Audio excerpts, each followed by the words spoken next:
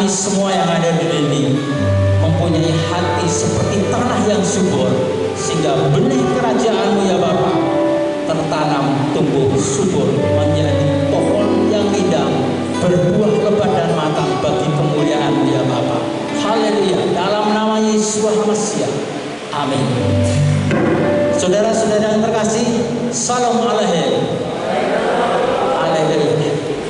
Mari kita buka kitab suci kita di dalam kitab Matius atau Matius 7 ayat 21.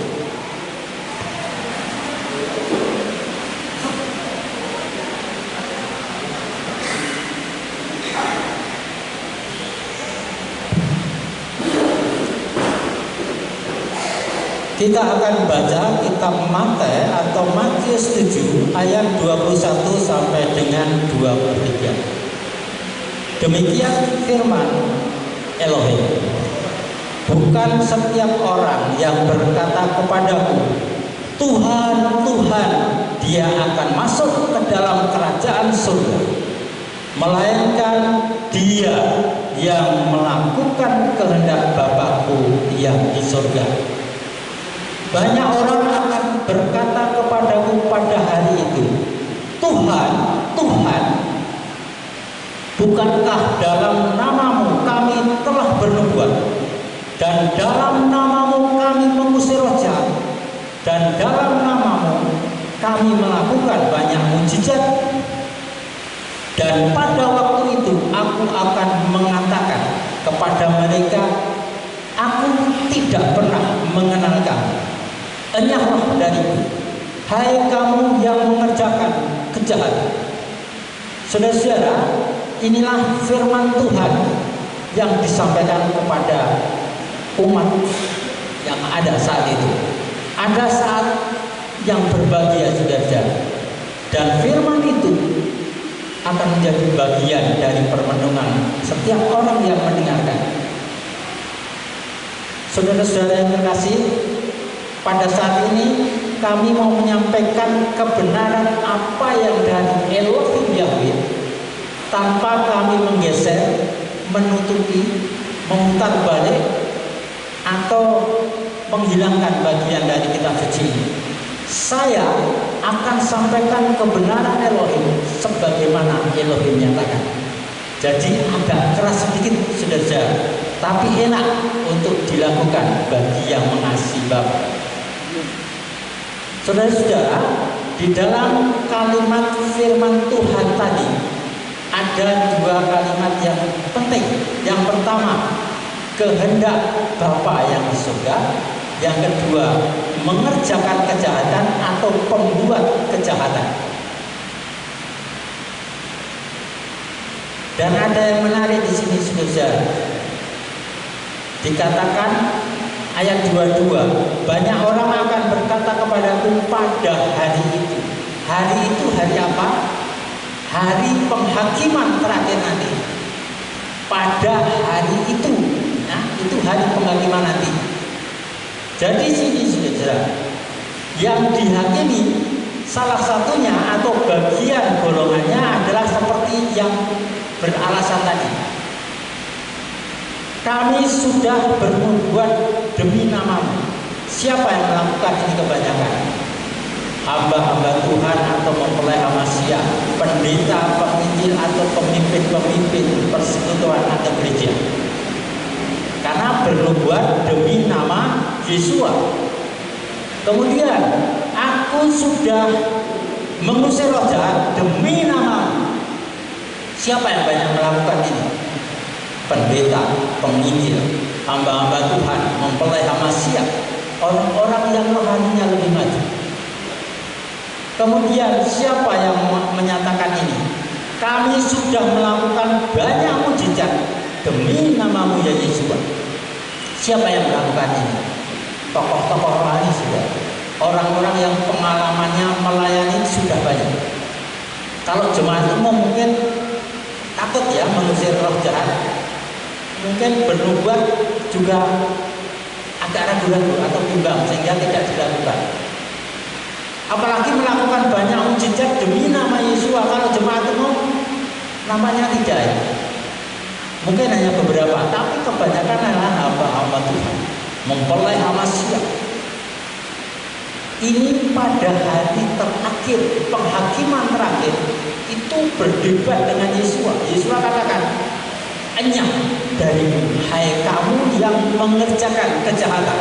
Kepada mereka-mereka ini tadi, yang berbuat demi nama Yesua, yang mengusir roh jahat demi nama Yesua, yang melakukan mujizat demi nama Yesua. Dengan demikian, saudara-saudara, mengapa ini bisa terjadi? Bahkan Yesua mengatakan kepada yang sudah bernubuat, sudah mengusir roh jahat, sudah mengadakan mujizat demi nama Yesua, itu dikatakan pembuat kejahatan. Berarti ini kan membingungkan, sehingga banyak pendeta tidak mengkhotbahkan ini secara gamblang. Mengapa ini bisa terjadi? Termasuk Yesua apa? Mengatakan kepada mereka itu pembuat kejahatan. Nah, ini saudara yang perlu kita renungkan. Mari kita saat ini akan melihat saudara, yang melakukan kejahatan itu siapa? Kriterianya apa? Mengapa Yesua mengatakan pembuat kejahatan? Padahal sudah berbuat dengan nama Yesua, mengadakan mujizat, mengusir roh jahat dengan nama Yesua.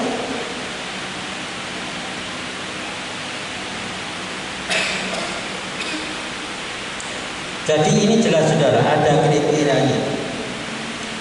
Secara universal dikatakan bahwa orang yang berbuat jahat adalah orang yang melanggar undang-undang atau ketetapan peraturan-peraturan yang berlaku. Polisi itu akan menangkap penjahat kalau penjahat itu melanggar undang-undang. Namanya tindak pidana. Tapi kalau orang itu tidak melanggar undang-undang, polisi tidak akan menangkap, karena ragu-ragu nanti kalau ditangkap dia melakukan apa, pelanggaran apa. Itu adalah urusan perdata. Oleh sebab itu, kalau Yesua mengatakan pembuat kejahatan, itu berarti melanggar undang-undang. Jadi melakukan banyak mujizat, mengusir roh jahat, bernubuat dengan nama Yesua belum jaminan untuk masuk kerajaan Bapa. Dan Yesua punya kriteria melakukan kehendak Bapa yang di surga. Berarti Bapa pernah menetapkan undang-undang dan itu harus dilakukan. Mari kita lihat undang-undang apa yang kalau dilanggar, pelanggarnya dikatakan pembuat kejahatan. Kita akan lihat di dalam kitab Devarim atau Ulangan.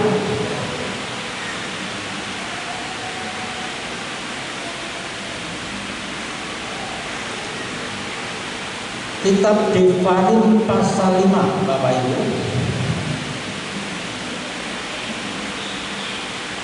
Saya bacakan yang ayat 1. Demikian, saya mulai ayat 1 dulu ya.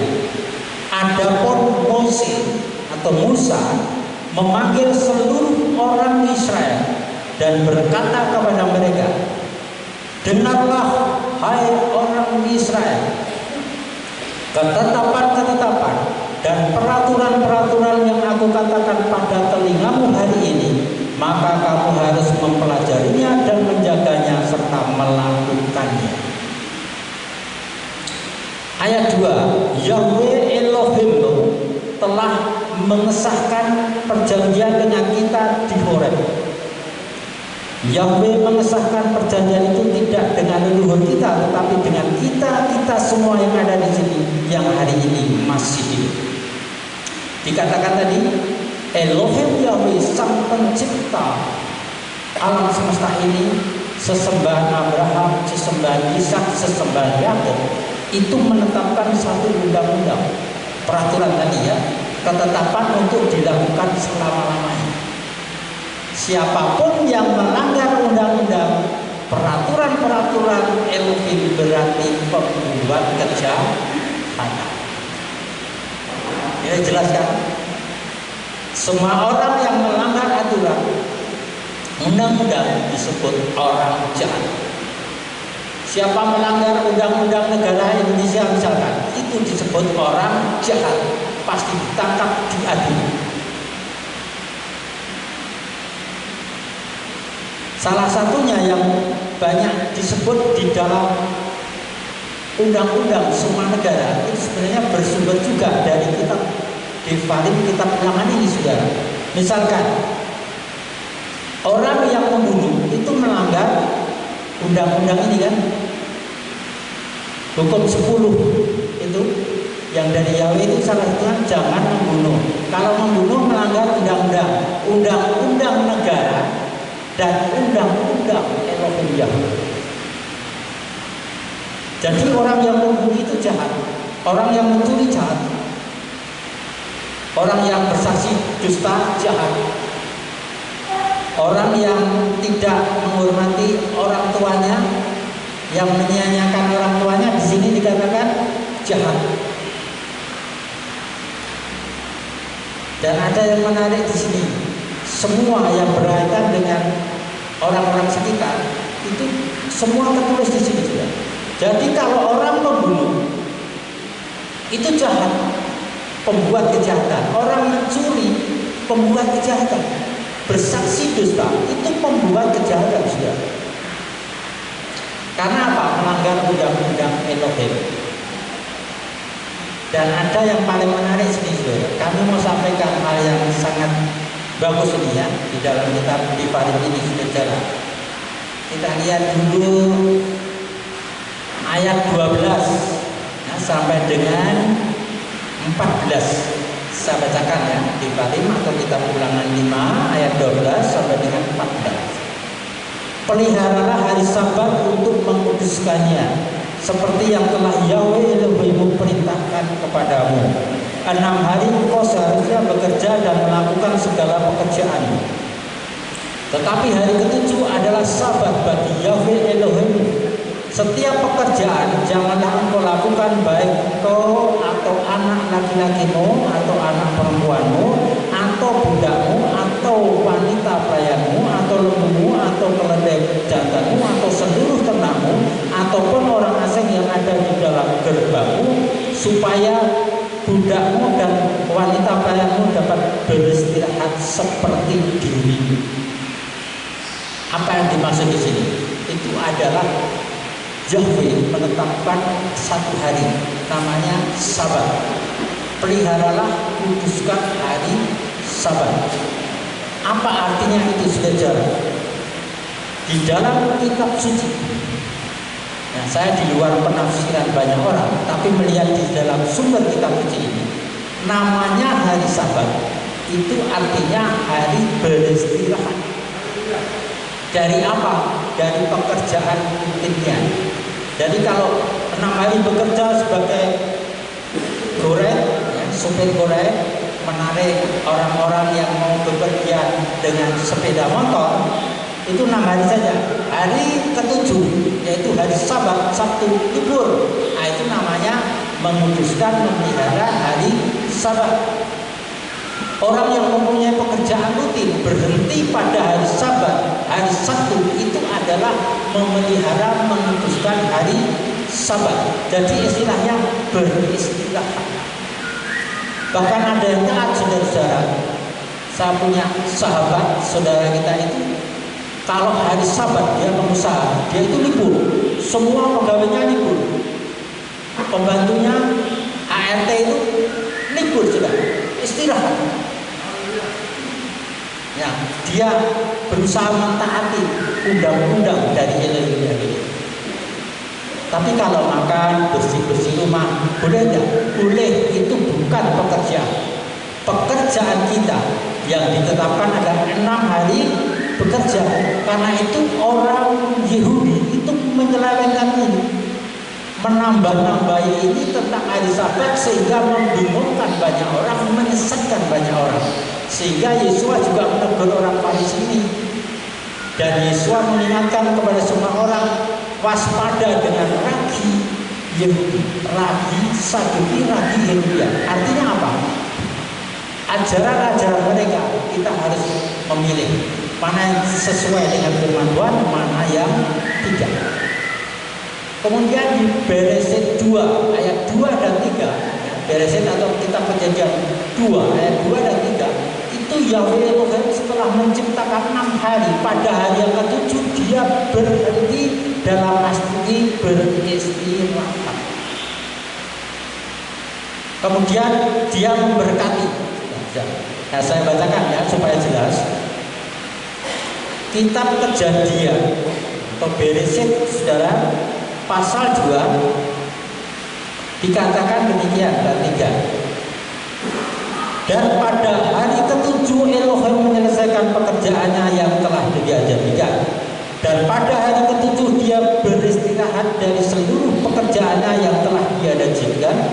Lalu Elohim memberkati hari ke-7 itu dan menguduskannya, karena di dalamnya dia telah beristirahat dari segala pekerjaannya yang telah Elohim ciptakan untuk menjadikannya. Adalah kata istirahat. Jadi Yahweh Elohim bukan berhenti total melakukan karyanya, sebab ada pengkhotbah yang mengatakan Yahweh itu setelah hari ke-7 tidak melakukan apa-apa lagi. Ya, itu adalah tidak benar. Karena itu dalam terjemahan ILT 3 ini ditulis beristirahat pada hari yang ke-7. Misalkan kita mengadakan perjalanan, kemudian karena jaraknya jauh di suatu tempat kita berhenti dalam arti istirahat. Setelah cukup melakukan pekerjaannya lagi, itu namanya istirahat. 6 hari kita bekerja, pada hari yang ke-7 kita berhenti, bukan berhenti tidak bekerja di PHK ya, tapi berhenti untuk istilahnya istirahat dan melakukan pekerjaannya lagi pada hari pertama sampai dengan hari ke-6. Itu pengertian yang benar.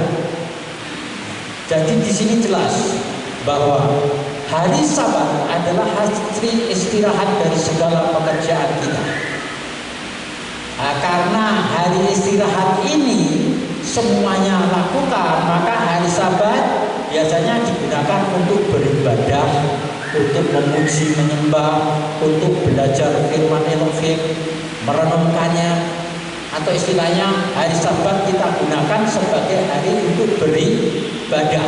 Tetapi ingat ini, Elohim Yahweh tidak pernah memerintahkan umatnya beribadah pada hari Sabat. Saudara cari di kitab suci. Yesua tidak pernah memerintahkan umatnya beribadah pada hari Sabat. Ada kisah di dalam kitab suci seperti kitab Markus ya, ayat pasal 2. Itu dikatakan Yesua pada hari Sabat masuk ke sinagoga atau rumah ibadat orang Yahudi. Yesua tidak memerintahkan beribadah pada hari Sabat, tapi Yesua mengajarkan firman Elohim di rumah sinagoge pada hari Sabat. Jadi yang membuat hari Sabat ini untuk ibadah adalah tradisi orang Yahudi. Orang Yahudi itu punya tradisi setiap hari Sabat beribadah di sinagoga. Karena semua orang Yahudi pada hari Sabat libur, tidak bekerja. Jadi kalau untuk ibadah bagus.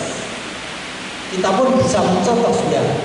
Tapi yang saya tekankan bahwa Elohim tidak pernah memerintahkan umatnya beribadah pada hari Sabat. Mengapa saya tekankan ini? Supaya orang tidak meremehkan orang yang beribadah di luar hari Sabat.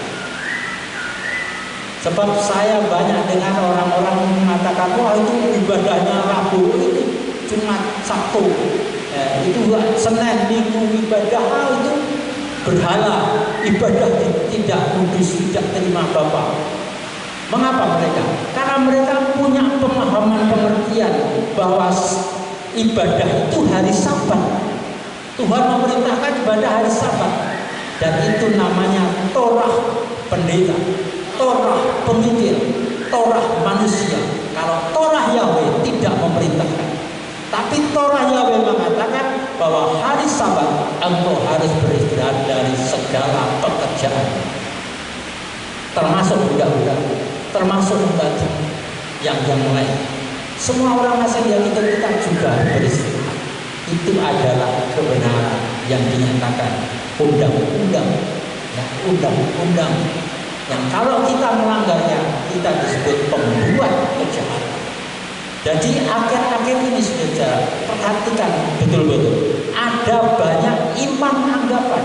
Iman anggapan itu bukan firman Elohim, bukan undang-undang dari Elohim, tapi ditetapkan harus dilakukan.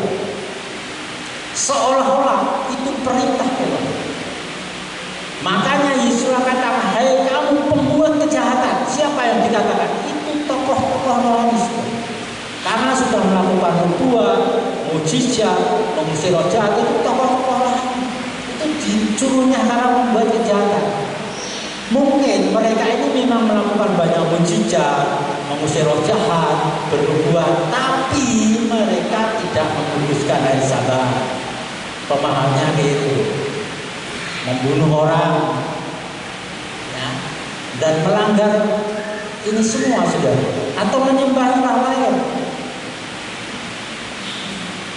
atau yang kedua yaitu undang-undangnya yang banyak dilanggar tentang nama Elohim Sang Pencipta. Nah kalau itu dilanggar kan melanggar undang-undang. Ada firman di dalam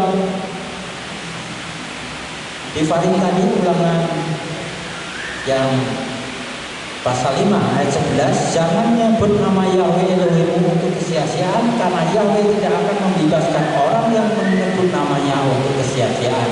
Kata Yahweh di dalam Alkitab LAI itu ditulis Tuhan huruf kapital semua. Jadi kalau jangan menyebut nama Tuhan untuk kesia-siaan, nah itu kan gak benar kan? Nama Yahweh, ya. Karena undang-undangnya nyebut nama Yahweh. Saudara bisa cari di kitab yang terbitan dengan bahasa Ibrani itu namanya ditulis juga Yahweh sudah. Itu adalah yang dimaksud. Orang bingung, kok menyebut nama Yahweh? Siapa Yahweh? Itu pernah Elohim yang punya nama itu mengenalkan kepada umat. Biasanya kalau orang itu terkenal kan disebut nama sering macam-macam kan. Tapi kalau ini yang benar itu yang punya nama. Jadi kalau saya disebut macam-macam namanya oleh orang-orang, itu belum tentu benar. Tetapi kalau saya yang menyampaikan, itu loh namaku seperti ini, itu baru benar nama saya. Nah sekarang ini Elohim Yahweh Sang Pencipta diberi nama oleh suku-suku bangsa, orang-orang itu macam-macam juga. Orang Batak misalkan, itu menyebut Sang Pencipta sebagai mula jadi Nabawan, ya, itu seperti itu. Bagaimana orang Latin menyebutnya? Orang Latin menyebutkan siapa itu? Ya, Deo Domini. Orang Indonesia Tuhan huruf kapital semua, Allah huruf kapital semua. Itu kami cari di kitab suci yang asli itu memang diambil dari kata Yahweh. Jadi itu nggak benar kan? Masa Yahweh diganti namanya Allah atau Tuhan? Masa Yahweh diganti namanya dengan Domini, kemudian Dio, ya. Jadi semua orang, tapi yang sumbernya adalah bahasa Inggris juga. Mengganti nama Yahweh itu dengan kata Lord, huruf besar semua, L-O-R-D, Lord, huruf besar semua. Mungkin penerjemah Indonesia mengambil dari bahasa Inggris itu sehingga kata Tuhan huruf kapital semua. Tapi yang jelas di sini adalah bahwa yang punya namanya Yahweh itu mengenalkan namanya itu Yahweh. Kemudian sebutannya banyak sebetulnya. Seperti contoh kita lihat ulangan 6 ya, ayat 2 dan 3. Di situ kan Yahweh berbicara kepada Musa. Aku sudah mengenalkan namaku kepada Abraham itu dengan sebutan El Shaddai, Elohim Maha Kuasa. dan namaku Yahweh. Itu disebut demikian ya di dalam kitab Ulangan ya, pasal 6. Saudara bisa lihat Ulangan 6 ya, itu bisa kita lihat ya. Dan banyak yang seperti itu. Keluaran 6 ya, Keluaran 6 ayat 2 dan 3 itu dinyatakan bahwa memang namanya itu ya sebutannya macam-macam saudara.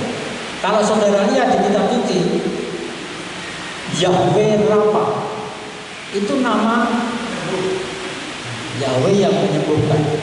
Tetapi yang ngasih nama siapa? Itu manusia. Yahweh Jireh yang ngasih nama siapa? Manusia.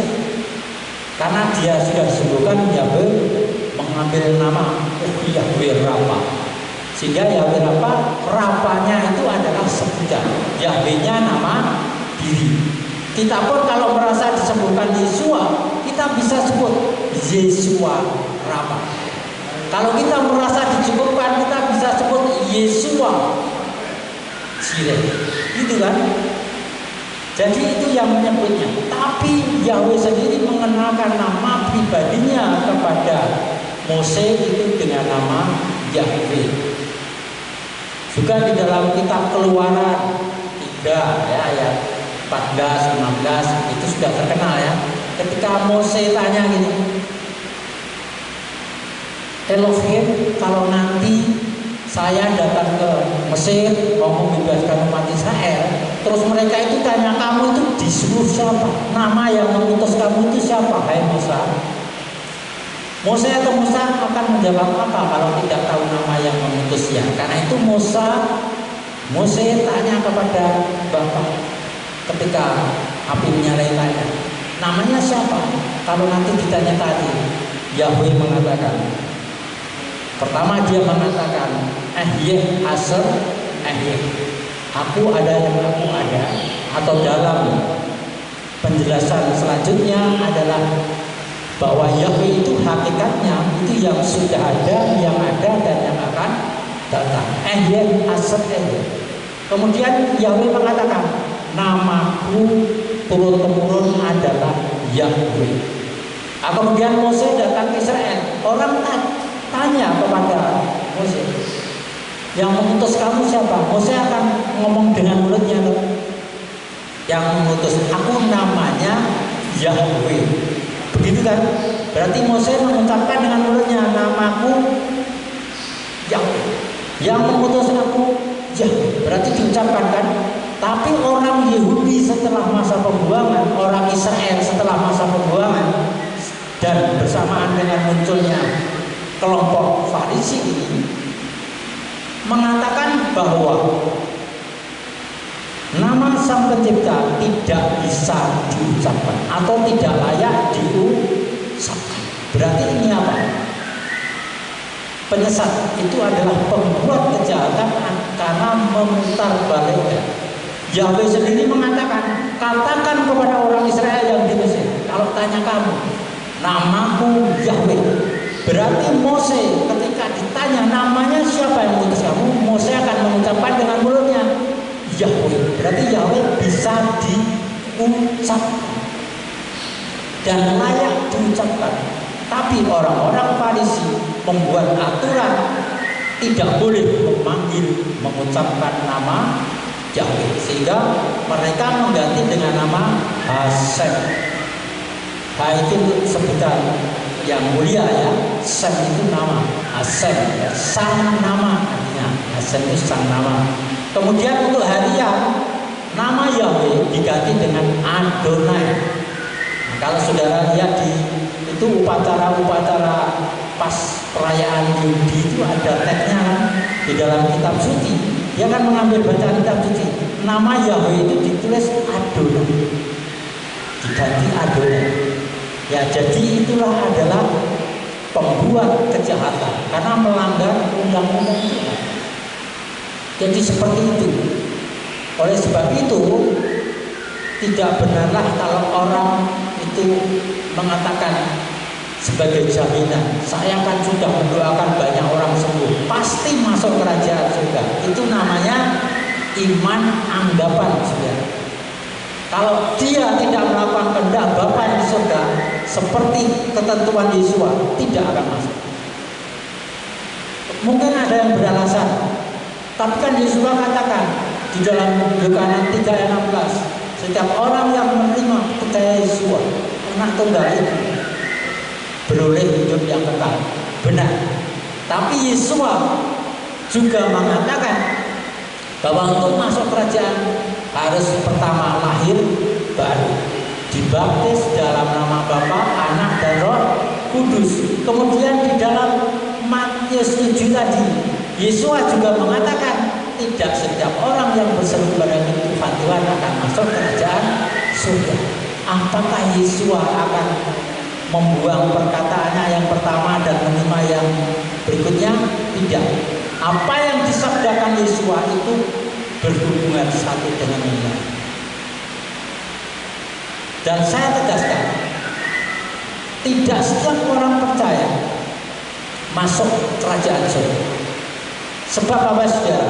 Di dalam kitab Giyana atau kitab Wahyu 3, saudara bisa baca di situ untuk jemaat yang di Sardis, dikatakan barang siapa menang sampai kesudahannya, dia tidak akan dihapus dari kitab kehidupan.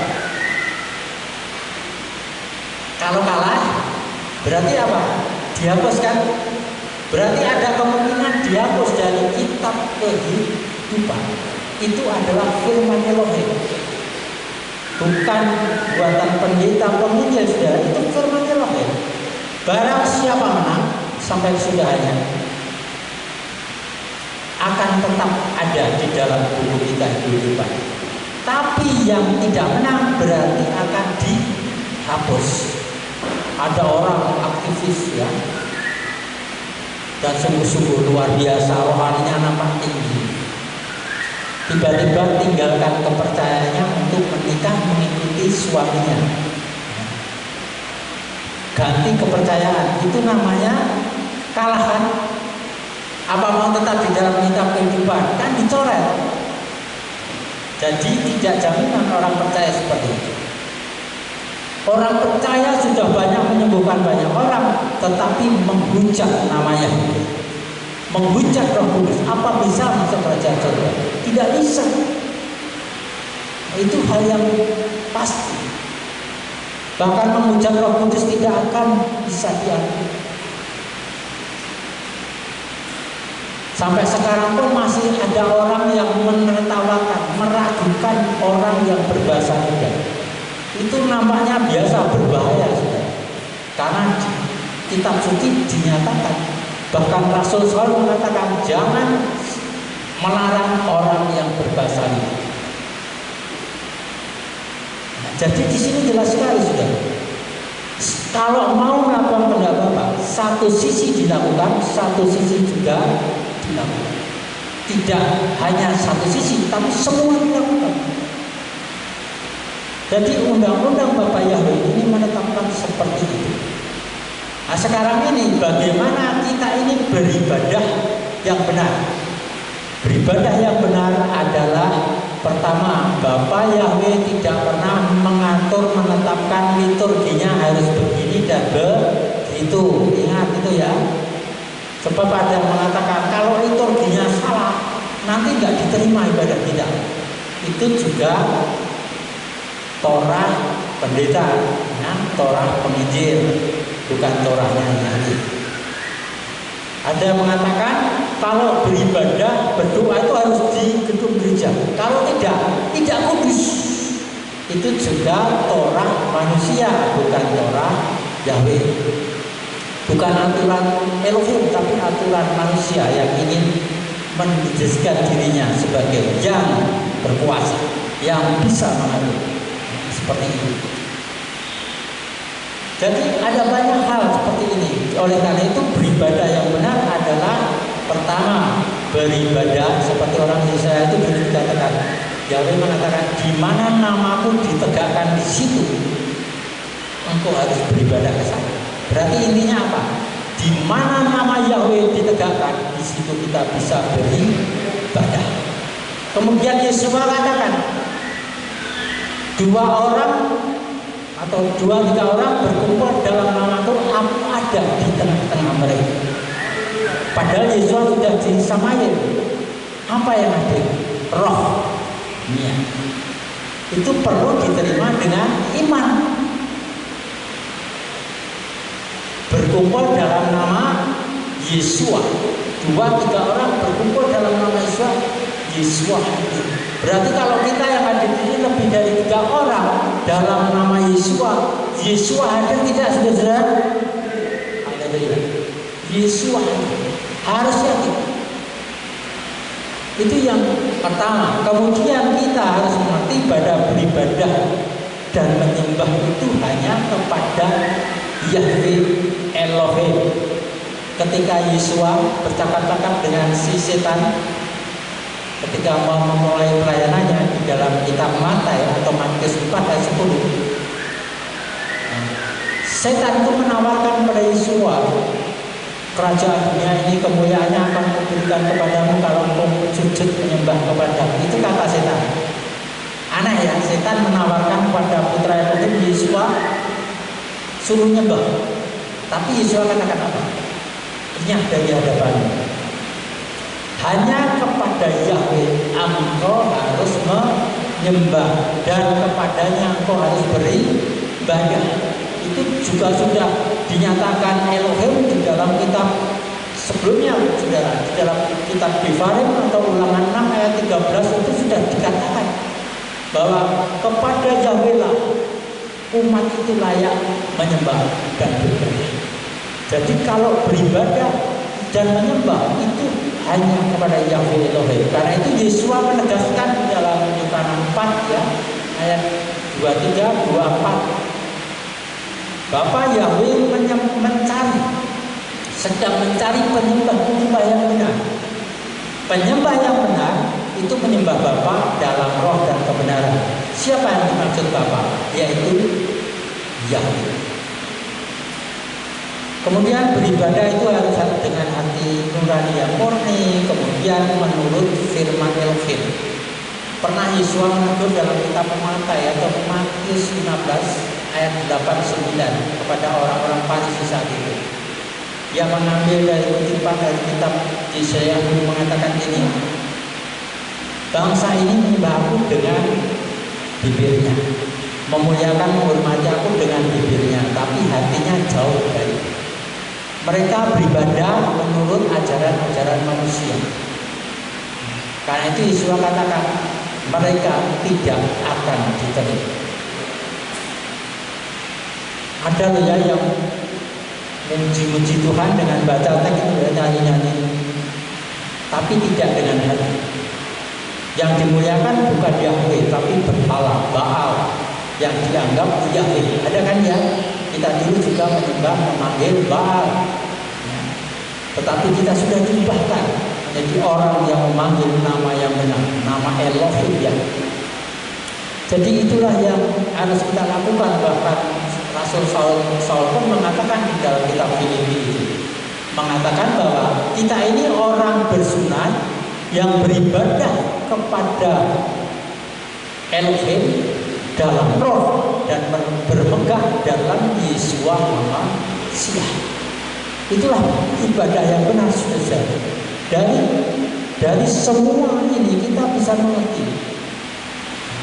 Dan yang terutama Yahweh Elohim selalu menekankan, saudara, bahwa satu-satunya Elohim itu siapa, saudara? Yahweh. Dan satu-satunya juru selamat itu disebutkan, saudara.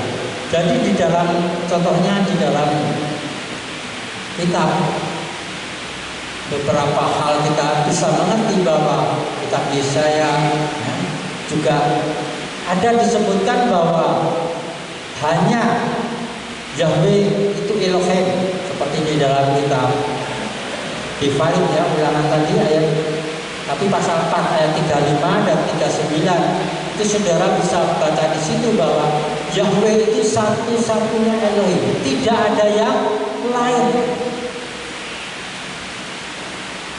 Jadi di sini kan jelas sekali Tidak ada yang lain. Yahweh itu satu-satunya Elohim. Juga diulang di dalam kitab Yesaya 44. Yahweh satu-satunya Elohim, sang pencipta langit dan bumi. Itu harus menjadi bagian kita ya. Harus menjadi syahadat kita, saudara. Soalnya ada yang lain, saudara, memegang itu.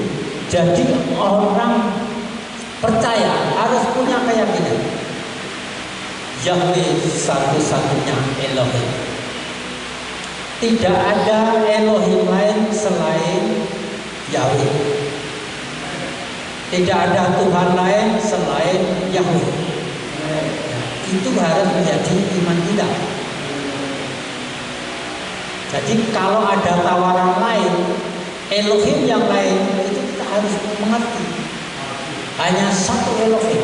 Saya selalu merenungkan mengapa di dalam kitab Devarim sudah ditulis. Kemudian di dalam kitab Yesaya diulang-ulang.